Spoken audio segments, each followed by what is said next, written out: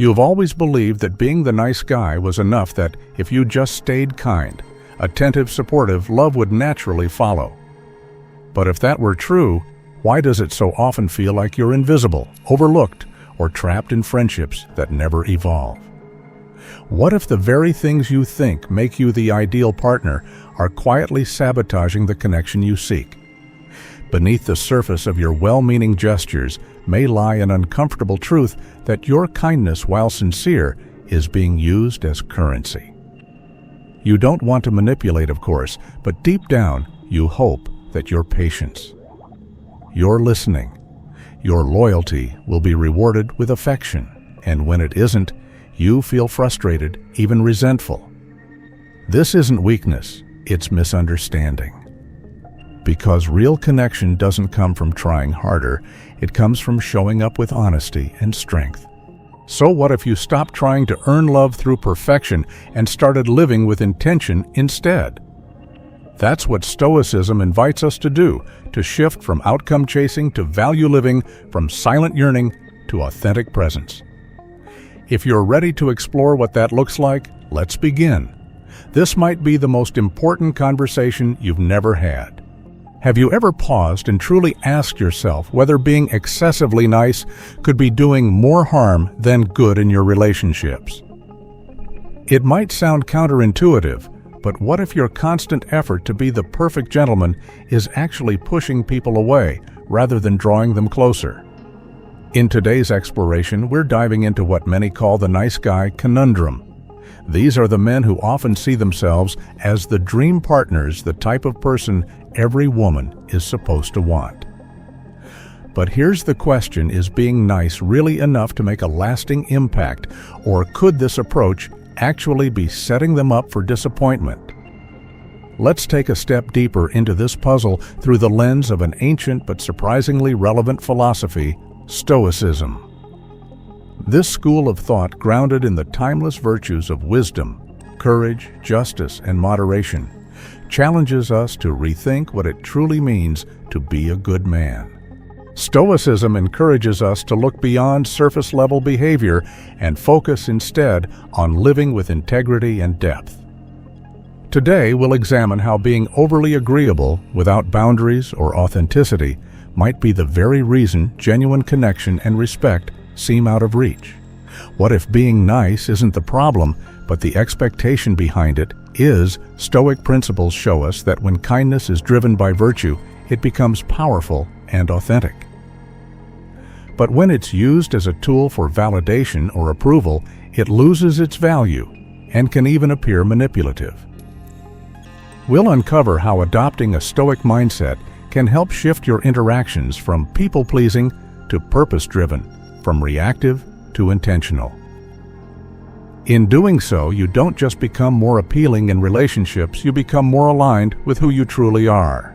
So, if you've ever felt invisible despite being the nice guy, or you've wondered why your good intentions aren't translating into romantic connection, then this conversation is exactly what you need. Stoicism offers more than just self-control. It offers clarity, the kind that allows you to act from strength rather than insecurity. It invites you to become someone whose presence commands respect, not because you demand it, but because you embody it. If these ideas resonate with you, take a moment to like this video, subscribe for more insights rooted in timeless wisdom, and consider sharing this with someone who might also be caught in the nice guy trap. Now, let's begin our first key insight. Being nice isn't everything. This is where many well-meaning men get stuck. They assume that because they're respectful, supportive, and generous, a romantic relationship should naturally follow. But life doesn't work that way, and Stoicism reminds us that our actions should be rooted in virtue, not outcome. Kindness is essential, but it isn't a shortcut to love. In fact, when kindness comes with strings attached, like hoping it earns affection or commitment, it can backfire. Women may genuinely enjoy spending time with nice guys, appreciating their empathy and attentiveness, but often this appreciation doesn't evolve into romantic desire. Why is that? Because romance isn't built on safety alone. It needs intrigue, polarity, a spark that goes beyond simply being agreeable. This is where Stoic wisdom becomes especially relevant. If you're acting kind merely to gain something in return, you're not embodying true kindness, you're performing it. And eventually that performance shows. A Stoic man doesn't act with virtue because he's playing a role. He does it because that's who he is, regardless of what comes next. Marcus Aurelius taught that we must do the right thing without concern for reward or recognition. It's about intention, not transaction. So when you approach women or relationships in general, let your actions speak from your values, not from your desire for validation. Be kind because it reflects your integrity, not because you hope it will be reciprocated with affection. True confidence lies in acting rightly, even when no one's watching, even when there's nothing to gain. With this new understanding in mind, let's move forward and examine how shifting from outcome-driven behavior to value-driven action can completely transform not just your relationships, but your entire approach to life. Picking up from where we left off, we've seen that being kind is a valuable trait, but when it's used as a currency for affection, it loses its sincerity. Now, let's dig even deeper into why true connections often remain out of reach for the so-called nice guy, and how Stoic wisdom can help break this cycle.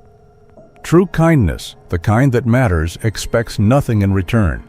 It comes from a place of integrity, not from the hope of receiving affection.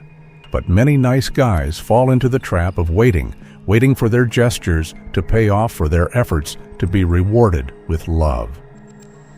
The painful truth. That moment rarely comes. Why? Because kindness, when offered with expectation, often feels transactional, and relationships that are built on transactions rarely last. Instead of doubling down on being agreeable, think about expanding who you are. Build a character that stands tall on multiple pillars, not just kindness. Qualities like confidence, assertiveness, clarity of purpose, and emotional strength are powerful complements to kindness. They don't diminish it, they amplify it. Let's say you're interested in someone. You bring her coffee, help with her work, listen to her problems. She thanks you, smiles, maybe even hugs you goodbye. But days turn into weeks, and you're still stuck in the same position, just a friend. Why? Because you never showed her that you were more than that. You never revealed your true feelings or desires. You stayed silent, hoping your gestures would speak louder than your words. But they didn't. Now imagine a different approach. You still help her with that project, still offer that coffee, but you also express your feelings clearly. You make eye contact, you speak with calm confidence, you don't hide your interest. That combination of kindness and courage creates a different kind of energy. It opens the door to possibility. She might still say no, but if she says yes, it's because she sees you, not just the nice things you do. So here's the takeaway. Being nice is a great place to begin, but it's not a guarantee. Especially if your niceness is used as a tactic rather than a reflection of who you truly are. According to Stoic teachings, the goal is to act from virtue, not manipulation. You should be kind because it's in your nature, not because you want something in return.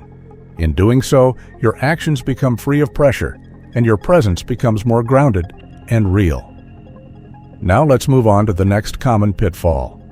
Many nice guys don't just rely on kindness, they also hide their real selves in the process. But how does that impact connection? And what does Stoicism say about embracing who we truly are? Let's explore that in the next part. After learning that hiding your true self rarely leads to authentic connection, we now arrive at another key lesson in the journey of growth and self-awareness: taking initiative. Because being your authentic self isn't just about showing who you are, it's also about actively shaping your path forward. If someone doesn't accept you for who you truly are, then perhaps the connection wasn't meant to be in the first place.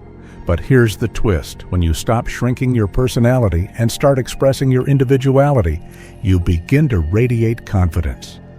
And that's when people really start to notice. Staying true to your principles, allowing your natural personality to shine, and honoring your values not only attracts the right kind of attention, but also brings you a sense of long-term fulfillment that playing a role never could. This leads us to the next lesson. Don't just sit around waiting for your opportunity. Go out and create it. Do you always let her decide? Are you standing quietly on the sidelines, waiting for your crush to notice you, to say something first, or to make the move? This is a pattern many nice guys fall into. They spend time doing thoughtful things, offering support, showing up whenever needed, but they hold back their real intentions. And then they wait, and nothing happens. The truth is, most women admire someone who can take the lead. Confidence is deeply attractive not just because it's bold, but because it shows direction, purpose, and the ability to act. Think about it. If you're always just there, silently hoping to be noticed, you may never be seen the way you want to be. You might come across as polite, yes, but also hesitant and under. Stoicism teaches us something different. It tells us that life isn't about leaving everything to fate. It's about stepping forward with courage even when the outcome is unknown. Picture this. You've admired someone for weeks. You've memorized her routines, tried to find reasons to be nearby, and waited for her to start the conversation. But in doing so, you've placed your happiness entirely in her hands. And the truth is, she may never know. Not because she's uninterested, but because you never gave her a reason to see you that way. This is why initiative matters. It's not about forcing something to happen, but about showing up fully and clearly.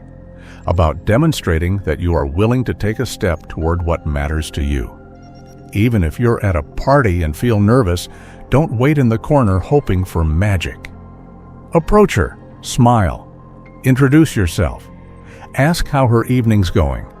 Not with pressure, but with calm, quiet confidence. You're not trying to impress, you're just being present and open. Taking action is a form of inner strength, and according to Stoic wisdom, that's one of the few things truly under our control, our choices, and our effort. Every step you take to lead, even if it ends in rejection, builds resilience. You become stronger, more centered, more grounded. You develop the courage to face life head on. And that kind of strength doesn't just help you in romance, it shows up in work, in friendships, in how you carry yourself through life's many uncertainties. Being a nice guy shouldn't mean being passive. It means being kind, yes, but also bold enough to act when it counts.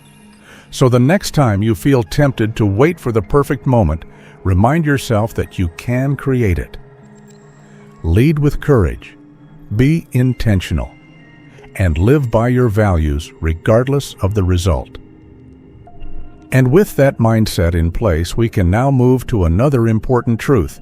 What does it really mean to embrace emotional independence in relationships? Let's take a closer look in the next part. After learning to take initiative and step confidently into your own life, it's equally important to examine how you approach attraction. Because when action lacks awareness, it can still lead you down the wrong road. That brings us to our next point, why falling too quickly can sabotage your chances. Let's be honest. Have you ever found yourself immediately smitten the moment you meet an attractive woman? That instant rush of emotions, the excitement, the desire to impress and win her over as fast as possible. This is an incredibly common pitfall, especially among nice guys. They see someone beautiful, their heart races, and before they even know her name, they're already imagining a future together. They pour energy, affection, and attention into someone they barely know, hoping that by doing so, they'll spark a connection. But often they end up feeling disappointed, ignored, or even heartbroken. The truth is, most of the women you meet won't be a good match for you. It's a hard reality, but an important one. Statistically, the vast majority won't align with your values, your personality, or your vision of life. And yet many men ignore this truth and focus solely on physical appearance. Nice guys in particular tend to fall for the surface too quickly. Sometimes it's not even love. It's desperation disguised as interest. They're so eager for connection, so afraid of being alone, that they latch on to any woman who shows the slightest kindness or beauty. But here's the catch. Women can sense when a man is too eager, too quick to fall. It doesn't make them feel special. In fact, it can have the opposite effect. It sends the message that your standards are low, that your affection is easily earned, and that you're more in love with the idea of love than with the actual person. That's not attractive. It's generic. Instead, think about the kind of men who stand out, those who maintain a certain calm, a natural distance. They're not cold, but they don't rush to compliment or overserve. They're selective. They show interest, but only when it's earned. They engage with curiosity and care, but they let the other person meet them halfway. And that creates tension, mystery, and mutual respect. The Stoics had a word for this self-control. They warned us about being carried away by first impressions. When you meet someone who excites you, pause. Don't react on impulse.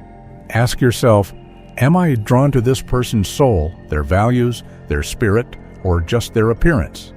Am I acting from clarity or from emotion? Let's say you're at a gathering and a stunning woman walks in. Naturally, she catches your eye. But instead of rushing over to shower her with compliments or offer help with every little thing, try something different. Talk to her. Ask about what she believes in, what drives her. Listen deeply. See if there's substance beyond the surface. This simple shift can change everything. You're no longer trying to impress, you're connecting. You're no longer chasing, you're evaluating with quiet confidence. That's how meaningful relationships begin. Not with infatuation, but with mutual discovery. When you slow down and resist the urge to fall headfirst, you allow the connection to grow on solid ground. And that's what truly makes a relationship thrive.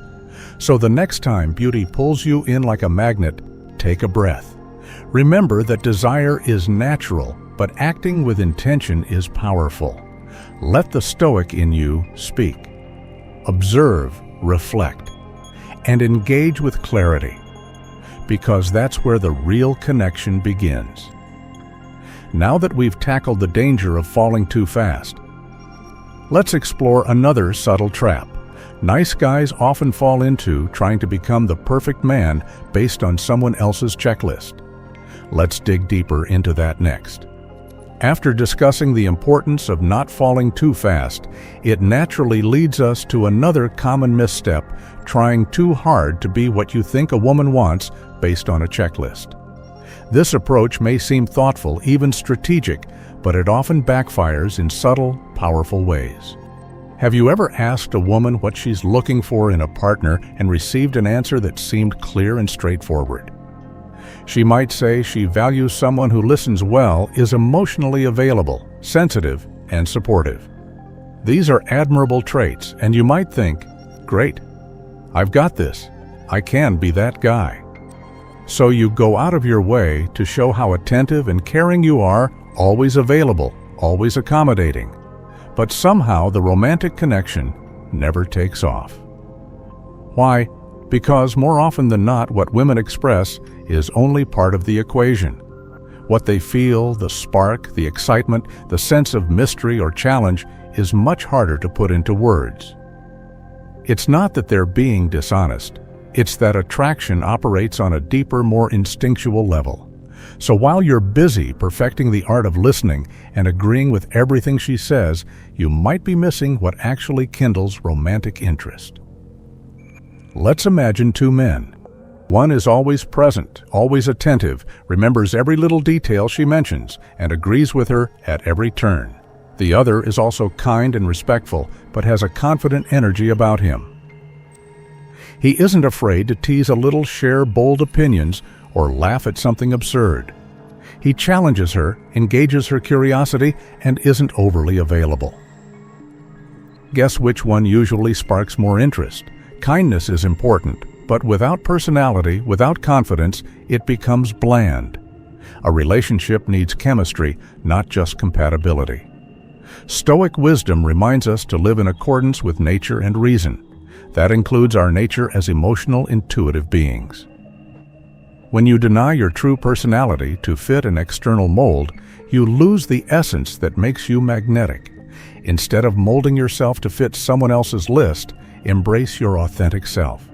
If you're thoughtful, let it show, but also reveal your humor, your passions, your flaws even. Be fully human.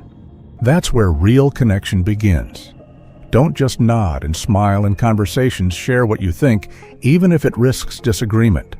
Respectfully assert your opinions. Ask unexpected questions. Laugh freely. Be curious. When you stop trying to impress and start trying to engage, everything shifts. Women appreciate men who don't just please, but who bring something alive in them. That spark often comes from authenticity, not perfection. A man who is grounded in who he is, who doesn't fear standing out naturally, builds attraction. This is the Stoic approach, not about chasing approval, but about living virtuously and unapologetically.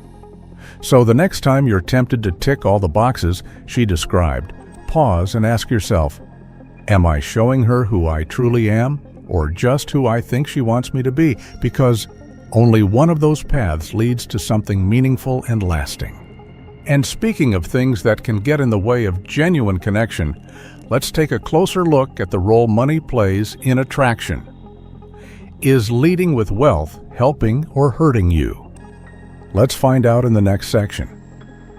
As we just explored, leading with material wealth may capture attention, but it rarely inspires true connection. Now let's look at another common trap, seeking recognition for simply being kind. Imagine this. You've spent the evening being thoughtful, attentive, generous even. You've made sure she's comfortable, asked about her day, and listened without interruption. And yet by the end of the night, there's no applause, no praise, no visible reward for your efforts. Does that frustrate you? If so, it might be time to examine your motivations. One of the most common pitfalls for nice guys is the belief that their kindness should be noticed, appreciated, even celebrated. They tell others, I'm not like the rest, hoping someone will nod in agreement and say, yes, you're different. But in reality, broadcasting your goodness often weakens its impact. True kindness doesn't need to be announced. It speaks for itself through consistent, grounded behavior. From a Stoic point of view, this is a lesson in humility and self-mastery. Real virtue doesn't seek a stage. Epictetus, one of the great Stoic thinkers, taught that we should focus only on what we can control, our actions, our thoughts, not how others respond. The more you rely on external praise to validate your worth, the more fragile your confidence becomes. It's like building your house on sand. One missed thank you, and it all starts to shake. Think of a moment when you went out of your way to help a friend. Maybe you carried boxes all weekend during their move, arranged their space, even brought coffee. You did it because you're a good person, or did you? If you found yourself disappointed that they didn't thank you enough or show enough appreciation, maybe you weren't doing it just to help. That subtle desire for recognition crept in, and when it wasn't met, it left a bitter taste. Now, bring that into your dating life. If you're kind to a woman because you hope it sets you apart from other men or earns her affection, you're not being kind, you're performing. And women can feel that. True kindness isn't a transaction. It's not a trade for love, attention, or praise. It's a reflection of self-respect, not desperation. Marcus Aurelius, the Roman emperor and Stoic philosopher, put it beautifully. Do not act as if you were going to live 10,000 years. Death hangs over you. While you live, while it is in your power, be good. His words remind us that life is too short to live for approval. If you choose to be kind, do it because that's who you are, not because you expect someone to notice. So how do you shift this mindset in your everyday life? Begin by asking yourself before any act of generosity, would I still do this if no one ever found out? If the answer is yes, you're acting from integrity. Do things quietly, help without announcing, listen without waiting for validation. On a date, don't count how many times you've paid or how many favors you've done. Let go of the scoreboard. Be present. Be genuine. Over time, you'll find that this approach doesn't just align with Stoic principles, it feels lighter. You're no longer weighed down by expectations. You're free to act from the strength of your own values, not the hope of applause. Now that we've let go of external validation, it's time to turn inward once more. In the next section, we'll explore how to cultivate emotional independence and why your sense of self should never be placed in someone else's hands. After exploring the power of doing good without needing applause, we now arrive at another essential lesson for the modern man, understanding the value of setting boundaries and knowing when to say no. Have you ever found yourself constantly saying yes to every request from a woman you're interested in? Do you leap at the chance to help even if it disrupts your plans or drains your energy? If so, you're not alone. This is one of the most common habits among so-called nice guys. They believe that doing endless favors will win affection, hoping their helpfulness will be seen as love-worthy. But more often than not, this tactic backfires. Instead of admiration, what they get is invisibility. Instead of appreciation, they earn expectation. When your kindness comes at the cost of your own well-being, it's no longer kindness, it's self-neglect. Stoicism teaches us that true self-respect stems from honoring our own time values and energy. A man of character and inner strength doesn't earn love by being a servant. He earns it by being grounded, intentional, and consistent with his principles. He understands that his time is limited and valuable, and he uses it wisely. Let's paint a picture. Imagine two men. First, there's Alex. Every time his girlfriend Sarah needs something, he drops everything. Whether it's fixing her sink at midnight or skipping his own commitments to drive across town for her errands. Sarah might appreciate it at first, but over time she begins to expect it. She doesn't see Alex as a strong, independent man. She sees someone who's always available, always sacrificing someone she can call on, but not necessarily admire. Now consider John. He's kind too, but he's not afraid to draw the line. When Sarah asks him for help, he listens.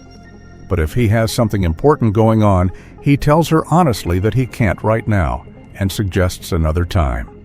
He doesn't justify or apologize excessively. He simply respects his own schedule, and in doing so, Sarah respects him too. She sees him as someone with purpose, someone whose time matters. Setting boundaries doesn't push people away. In fact, it often brings them closer because they see you as someone who values yourself. When you protect your energy, people notice. When you make thoughtful choices instead of saying yes by default, others understand you're not someone to be taken lightly. And if you don't respect your own time, why should anyone else? Stoicism reminds us that our primary duty is to ourselves, not in a selfish way, but in a way that honors the responsibility we have to live with dignity. Being endlessly available doesn't show strength. It shows uncertainty. True confidence is built by drawing that line and knowing when to give and when to hold back. So next time you're about to say yes, ask yourself, am I doing this from a place of strength, or am I afraid of what will happen if I say no? That pause, that moment of reflection, is where self-respect begins. Practicing this doesn't just change how others see you, it transforms how you see yourself. Now that we've discussed the importance of not overextending yourself, let's move into an even trickier subject: relationship dynamics. In the next section, we'll tackle why avoiding so-called games entirely might actually be holding you back more than you realize. In the previous section, we uncovered how embracing the subtle dance of dating, rather than avoiding it entirely, can actually strengthen connections and deepen romantic chemistry. Now let's move into a topic that silently erodes many men's confidence, the dangerous habit of making excuses. Have you ever caught yourself thinking, "She wouldn't like me because I'm too short," or "I'm not good looking enough to attract someone like her"? If so, you're not alone.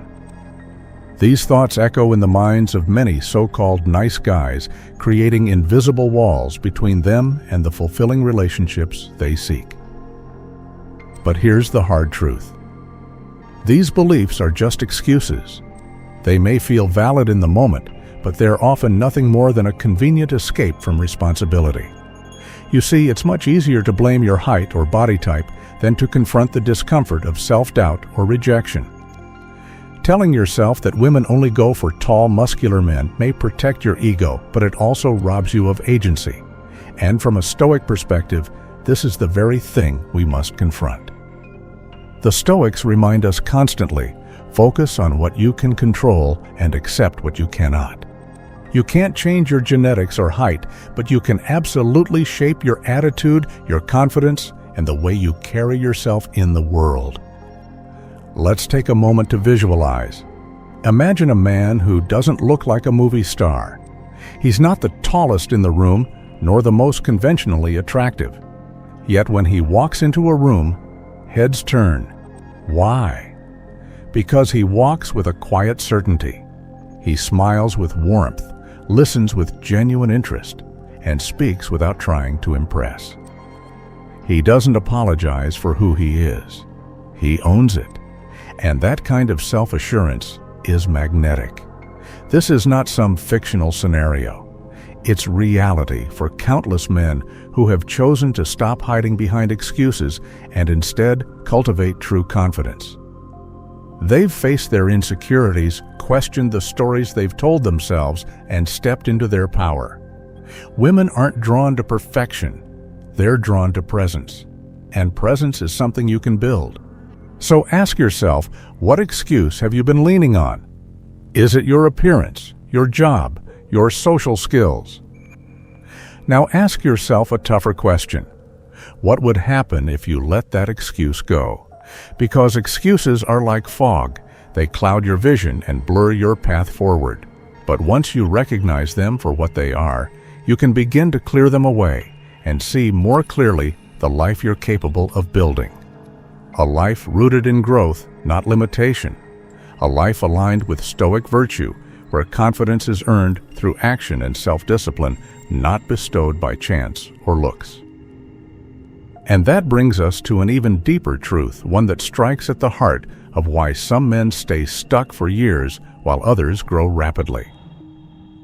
In the next section, we'll explore how facing your fears instead of avoiding them is the key to unlocking the life and relationships you truly desire. Let's keep going. In the previous section, we explored how excuses often mask deeper insecurities and limit your growth, and how facing those excuses with confidence and self-awareness is the first real step toward becoming more attractive, not just to others, but to yourself.